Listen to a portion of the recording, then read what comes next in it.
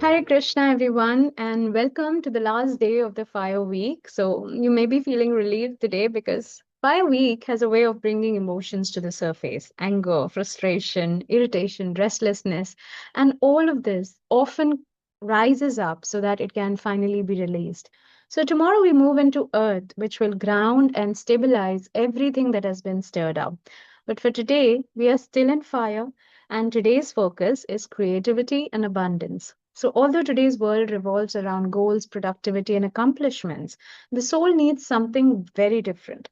The soul needs a space that is free, a space where we can surrender, trust instincts, and express without control. The soul needs creativity. So, creativity at its core is receptivity. When you're open, ideas flow, inspiration flows, guidance flows. Many people think creativity only means painting, writing, or music. But creativity infuses every area of life: your relationships, your work, your parenting, your problem solving, even how you wash dishes or arrange a room.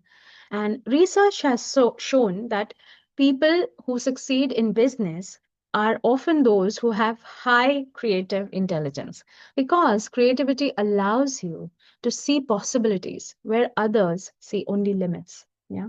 So, to fan the flames of your own creativity, you must be willing to accept every idea that arises, even the wild, even the impractical or the illogical ones.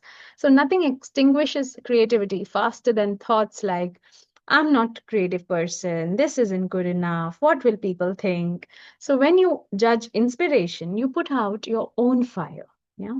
So, when you're truly creative, time dissolves. You enter a different dimension, and one that carries you beyond the ordinary. And that's why ancient mystics understood this and used art, music, chanting, and movement as a means to enter spiritually trance states. Yeah. So today's affirmation is: incredible creative life force flows through my entire being. Let that land. And today, let your creative juices flow. Do things differently. Step out of routine. Is there a new way you could set the table today? Or new way to cook the meal, wash your car, move your body, parent, tell your kids something different? Yeah. So now let's move into today's activity. Yeah. Get some paper and color pens or pencils or crayons, whichever you're comfortable with. And if you can, play some nice music, something that your mood is calling out to. And try to keep it instrumental if you can, without words, because that really helps stimulating. Words can trigger memories more faster than music alone. So, and close your eyes and notice, what are you feeling right now? Not what you should feel, okay? What you actually feel. Choose colors that represent that emotion and draw the feeling. Take a second sheet of paper, close your eyes again. Now connect with an emotion you want to feel this time. So, for example, if initially I was feeling a little despondent or upset or sad about something, and I would connect with that feeling and choose a color that represents that and draw that emotion however it looks. It doesn't have to be beautiful. And then on the next sheet I want to imagine and visualize how I would like to feel instead. Okay. Choose another color or maybe the same color, whatever, that represents that emotion, and then draw that emotion. Yeah. So your drawings do not have to be beautiful, they do not need form or logic. You're simply opening doorway. Just draw. You don't have, when we were in school, our art teacher, and he asked us to draw like a child, scribble. That was one of our drawing assignments. And that was really interesting because none of us could scribble. We just did something, but not like a child. Like today, when I observe my boys scribbling, like, especially my younger one, when he was a little more younger and he would, so they don't think too much. They just make something, they just get it out on the paper. And even the famous artist, Mr. M.F. Hussain, once said, like, I would give anything to scribble like a child. Yeah. So try if you can, just allow your emotions to take over. Allow whatever is coming up to take over. It does just do not put logic in there. Yeah.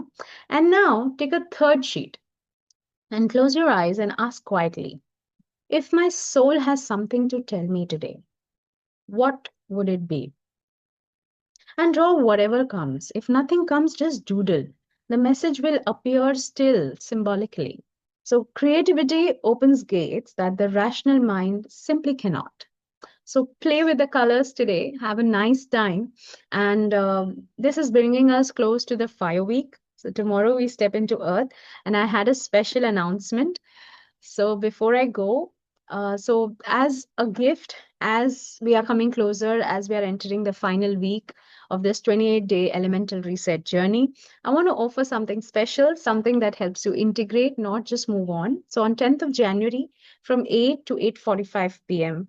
Indian time, I'm hosting a free live masterclass for all participants. And this session is about emotional regulation and balance, and especially after the deep inner work we have done with the elements over the past weeks, many emotions have surfaced. Yeah.